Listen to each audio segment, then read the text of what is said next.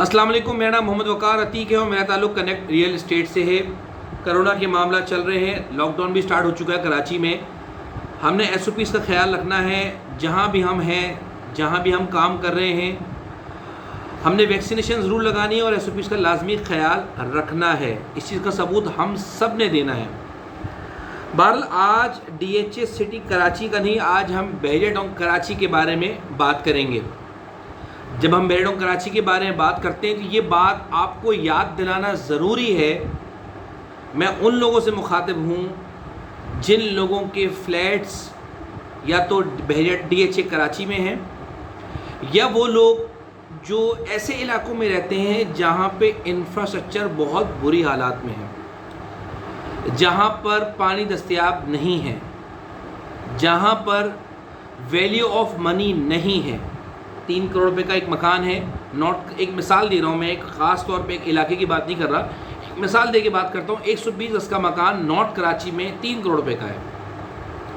अब आपने ये बात गौर करनी है कि ये क्या वैल्यू ऑफ मनी है कि आप 3 करोड़ रुपए एक ऐसी लोकेशन पे लगाएं जहाँ पर इंफ्रास्ट्रक्चर डेवलप नहीं हुआ, जहाँ पर पानी की दस्तयाबी नहीं है, जहाँ पर आते जाते आपको ठीक ठाक टाइम लगता है ट्रैफिक में, और जहाँ पर आपको अजियत से निकलना पड़ता है, आना जाना पड़ता है।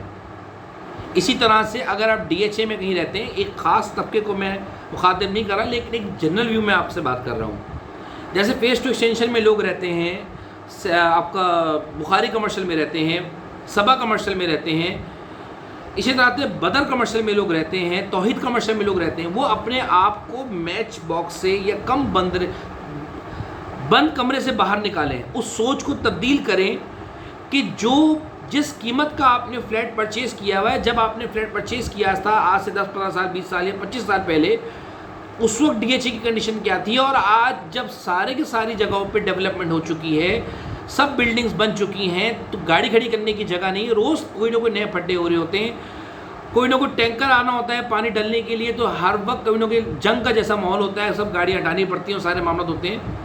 तो ये आप चीज़ों को देखें, क्या वैल्यू ऑफ मनी है? 2-2, 2.5 करोड़ रुपए के फ्लैट्स हैं, क्या वो वैल्यू ऑफ मनी देते हैं? क्या वो आपको ज़िंदगी में सुकून देते हैं? सोचें इस बारे में, बंद कमरे से बाहर निकलें। तीसरा, वो तबका जो पोर्शन में रह रहा है north Nazabad, federal area, Nazabad में, जिनके डॉक्यूमेंट्स प्रॉपर नहीं हैं, वो लोग भी अपने आप को टटोलें कि 1.5-2 करोड़ रुपए का पोर्शन वो ले चुके हैं। क्या उनके डॉक्यूमेंट सही हैं? क्या वो आपके नाम पर ट्रांसफ़र हो चुके हैं? क्या आगे जाके कंप्लीशन की ज़रूरत पड़ेगी कि नहीं पड़ेगी? क्या आपको गली में कार पार्किंग मिल रही है? क्या उसी तरह से उन इलाकों में सिविल सिस्टम है या नहीं? आप लोग अब अपने बारे में सोचें। अब आप लोग कौन हैं? 2 तरह से लोग डिवाइड होते हैं। एक वो लोग हैं जो बाहर रहते हैं मेजॉरिटी, या जिनके बच्चे बाहर रहते हैं और बुजुर्ग यहाँ रहते हैं, रिटायर्ड लाइफ गुजार रहे हैं। एक वो लोग हैं जो कि फ्रीलांसर काम करते हैं, बाहर नहीं जाते, अपने कमरे में बैठ के या अपने घर में बैठ के काम करते हैं, उनको इससे कोई लेन देन नहीं है कि किस इलाके में वो रहते हैं और क्या मामला है। ये एक ही तबके में लोग आते हैं, चाहे वो ओवरसीज़ हों, चाहे वो फ्रीलांसर्स हों, या वो लोग जो वर्क फ्रॉम होम करते हैं। एक वो तबका है कि जो अपने इलाके से बाउंड है। जैसे एक मिसाल के तौर पर आज मेरे डॉक्टर साहब से बात हुई, वही कहते हैं, वकार मैं नागन के पास रहता हूँ, तो उसी के पास मैंने क्लिनिक लिया हुआ है। अब अगर मैं DHA शिफ्ट होता हूँ अपने काम से रिलेटेड, तो मुझे DHA में कोई ना कोई फ्लैट चाहिए होगा अपने काम से रिलेटेड, ताकि मैं मूव करते हुए मुझे आसानी हो। Okay, got the point. आप अपने काम के साथ लिंक्ड हैं, कोई टेंशन नहीं है। अगर आप एक जगह से दूसरी जगह मूव करते हैं, जहाँ आपका काम है वहाँ आपकी रहाइश है, ओके।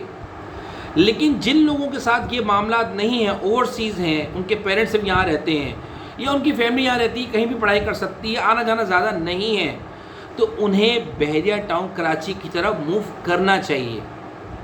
उन्हें मेमार की अच्छे पोर्शन में, अच्छी सोसाइटी में मूव करना चाहिए। उन्हें नया नाज़ाबाद की तरफ मूव करना चाहिए। फ्लैट की दुनिया से बाहर निकलें।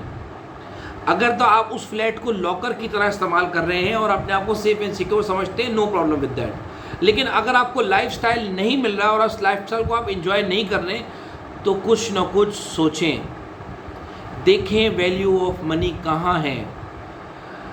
आप सब लोग बेहतर तरीके से जानते हैं कि मेरा इशारा किस तरफ है, मैं क्या आपसे बात करना चाह रहा हूँ, मैं किन लोगों से मुखातिब हूँ कि वो अपनी दुनिया को, अपने वक्त को तब्दील करें।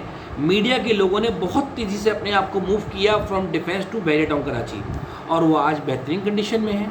आज वो एक अच्छा लाइफस्टाइल एंजॉय कर रहे हैं। हर किसी को ये हक हासिल है कि वो एक अच्छा लाइफस्टाइल एंजॉय करे। अपने आप को तब्दील करने के लिए हालात से बाहर आइए, कुछ न कुछ सोचें अपने आप को। ये ज़रूरी नहीं कि आपने बहरिया टाउन कराची ही जाना है, ये ज़रूरी नहीं है कि आपने मेमार ही जाना है, ये कतन ज़रूरी नहीं है कि आपने नाले के सामने, अगर आपने अब्बासी के सामने मकान लिया हुआ है तो आपने ज़िंदगी भर वहीं रहना है। ये कतन ज़रूरी नहीं है कि अगर आपने टूटी फूटी सड़कों में, नॉर्थ कराची में, सुरजानी में, नौरताबाद में, अगर आपने टूटी फूटी सड़कों में रहते हैं, पहाड़गंज के आसपास रहते हैं और आपके पास पैसे मौजूद हैं, आपके पास एक सरमाया है कि आप एक बेहतर ज़िंदगी गुजार सकते हैं, तो अपने आप को एक बंद कमरे की सोच से बाहर निकालें। जो लोग पाकिस्तान से बाहर जाते हैं वो किस लिए जाते हैं? एक कंफर्ट लेने के लिए, अपनी लाइफस्टाइल को चेंज करने के लिए। उसी लाइफस्टाइल को आप पाकिस्तान में रहते हुए भी तब्दील कर सकते हैं। वो लोग जो फ्लैट्स में यहाँ रहते हैं 2 करोड़, 2.25 करोड़ रुपए में, उनको एक अच्छा ऑप्शन बहरिया टाउन में लिविंग के लिहाज से आराम से दस्तयाब है। 250 गज का प्लॉट आप आराम से ले सकते हैं, जिसमें 3 कमरे, ड्राइंग डाइनिंग नीचे बनता है, और इसी तरह की प्लानिंग ऊपर होती है। एक आप किराए पे चढ़ाइए और एक में आप खुद रहिए। अगर आपकी ट्रैवलिंग कॉस्ट बढ़ती है या आपके मिसलेनियस एक्सपेंस बहरिया टाउन कराची में रहने से बढ़ते हैं, तो आप ऊपर के पोर्शन से, रेंट से, उस एक्सपेंस को कवर अप कर सकते हैं। मकान बनाइए। 1 करोड़ 30 लाख रुपए का मकान की कंस्ट्रक्शन कॉस्ट है। 80 लाख का भी प्लॉट मिलता है, 70 लाख का भी मिलता है, 90 का भी मिलता है, एक 20 का भी मिलता है, एक 250 गज का प्लॉट। आप खुद सोचिए आपका बजट क्या है। किसी का अगर 2 करोड़ रुपए का टोटल बजट है, 30 में प्लॉट लीजिए, 1 करोड़ 30 लाख की कंस्ट्रक्शन कीजिए। थोड़ा ज़्यादा है 16 में जाइए, उससे ज़्यादा है 6 में जाइए, और उससे भी अच्छा है तो आप फिर ऑप्शन 8 में जाइए। अपने आप को, अपनी जहन को, अपने आप को तब्दील कीजिए।